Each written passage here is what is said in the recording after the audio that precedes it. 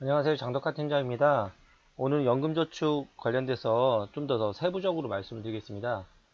이 연금저축 제도라는 것은 정부에서 2001년도에 개인연금을 활성화시키기 위해서 만든 제도고요. 그래서 연간 납입 금액의 400만 원에 대해서 세액공제도 해주면서 혜택을 주는 거고요. 근데 이제 저를 통해서 많은 분들이 이제 펀드식으로 많이들 지금 하고 계신 거고요.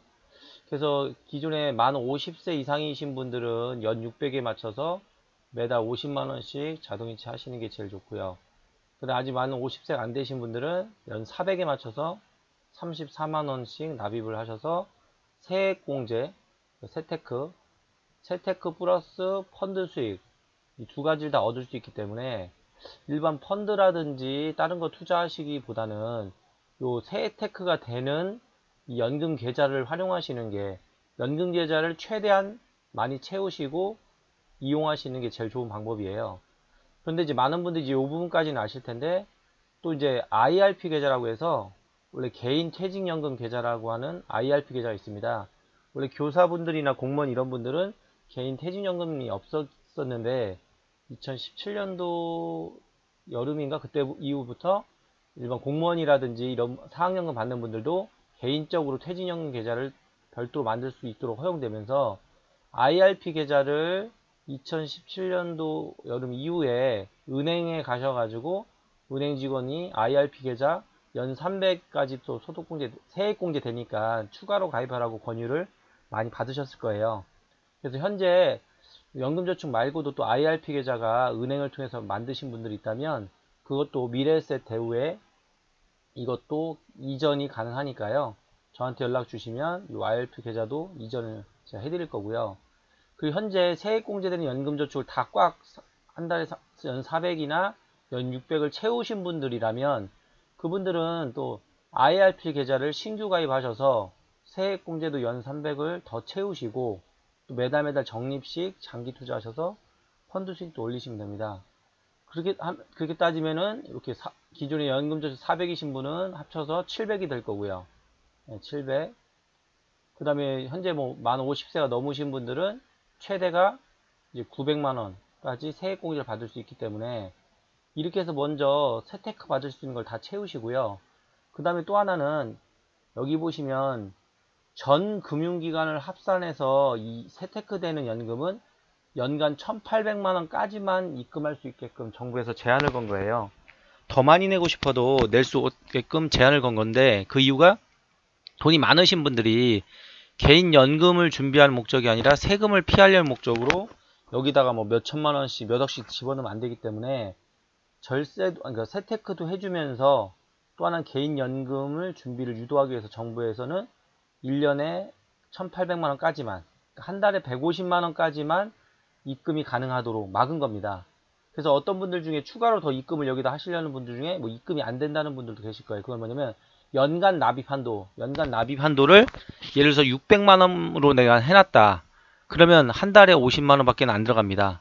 내가 돈을 더 집어넣고 싶으면 연간 납입 한도를 미래에셋 대우의 연간 납입 한도를 더 키우셔야지만 뭐 1200이라든지 1800이라든지 크게 해놓으셔야지만 내가 추가 입금도 가능합니다.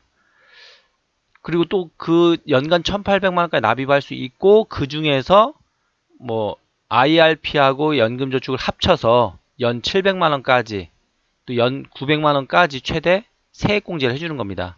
여기서 말하는 거는 이제 연금저축 연 400만 원만 의미해서 이렇게 쓴 거고요. IRP까지도 하시는 분이 있다면은 연 700만 원까지 세액공제고요. 그 다음에 만 50세 이상인 분이라면 연 900만 원까지 세테크를 받을 수가 있는 겁니다. 그래서 여기 밑에 보시면 그럼 세액공제를 받지 못하고 추가로 내가 돈을 더 집어넣었다 이 계좌에다가 그러면 그 돈에 대해서는 나중에 연금소득세 5.5% 안 냅니다.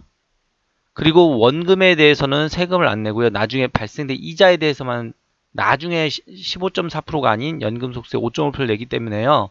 최대한 여유가 되신 분들은 여기다 연간 1,800만 원, 한 달에 150만 원을 최대한 채워 놓으시는 게 최고입니다. 물론 이게 장기적으로 납입을 하시고 나중에 퇴직 이후에 받는 거라서 너무 오랜 시간 묶여서 좀 싫다고 하시는 분들은 그냥 개인 개인적으로 그냥 일반 펀드, 언제든지 해지가 가능한 일반 펀드, 그걸 별도로 또 만드셔가지고 뭐 한 3년 이내 단기 목적으로 찾는 돈에 대해서는 일반 펀드로 아이고 만드셔가지고 하셔도 되지만, 만약에 퇴직이 5년 이내 남으신 분들이라면 어차피 뭐 일반 펀드도 한 3년에서 5년 정도 생각하고 하는 거니까, 가능하시면 퇴직이 5년 이내 남으신 분들은 다른 거 뭐 새로 가입하실 게 아니라 이 연금 펀드에 금액을 최대한 키우시고요. 예를 들어서 퇴직이 얼마 안 남으신 분들은 교직원공제 장기저축급여나 아니면 일반 공무원들은 행정공제에 구자를 막 늘리잖아요. 특별히 그게 뭐 엄청나게 이율 높아서보다는 어차피 퇴직도 얼마 안 남았고 그 계좌에다 더 금액을 더 올려가지고 퇴직금이랑 퇴직 후에 연금을 받기 목적으로 하시는 것처럼, 이 연금 펀드를 지금 하고 계신 분들이라면 최대한 또 근무기간이 퇴직 한 5년 이내 정도 남으신 분들이라면 웬만하면 신규로 뭐 다른 펀드나 다른 뭐 브라질 채권이든 다른 투자 상품 하시기보다는 차라리 이 연금 펀드에다가 계좌에 금액을 자동이체 금액을 올리시던지, 아니면 뭐 추가 납입을 더 하셔가지고 채우시던지, 그렇게 늘리시는 게 가장 최고입니다.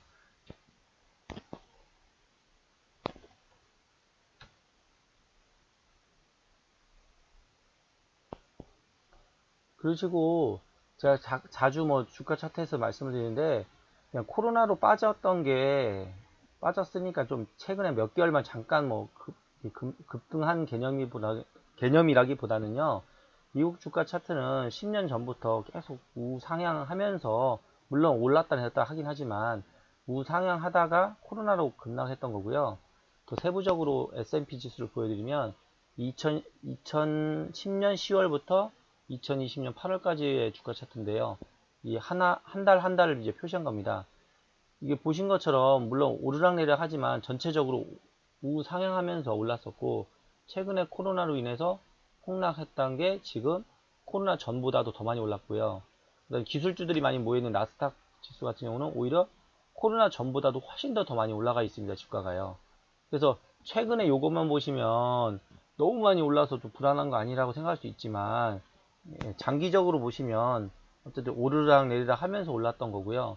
물론 과도하게 급등했기 때문에 조정이 올 수도 있습니다. 하지만 항상 제가 여러 차례 말씀드렸듯이 적립식으로 이렇게 장기적으로, 시중금리는 하락하기 때문에 적립식으로 장기 투자, 분산 투자, 많은 사람들이 얘기하고 많은 분들이 알고 계시잖아요. 적립식으로 투자하고 장기 투자하고 분산 투자해라. 근데 이거에 가장 적합한 게 세금을 돌려받는 세액공제 연금 펀드나 IRP입니다. 왜냐면 내가 싫어도 장기적으로 할 수밖에 없고요. 또 중간에 해약을 하면은 기타 소득세에서 16.5% 세금을 많이 물어내야 되기 때문에 내가 싫든 좋든 장기적으로 할 수밖에 없는 그런 구조이기 때문에, 이렇게 장기적으로 운용하는 연금 펀드를 통해서 수익을 올리시고요. 그리고 그 펀드 제가 밴드에다가 매주 펀드별 상황을 올려드리는데 잘 뭐 올려도 잘 모르겠다는 분들 계셔서, 여기 AB 미국 그로스는 제가 여러 차례 말씀드렸듯이 해외 미국의 대기업 위주로 뭐 아마존이라든지 페이스북 같은 그런 대기업에 집중 투자하는 펀드고요.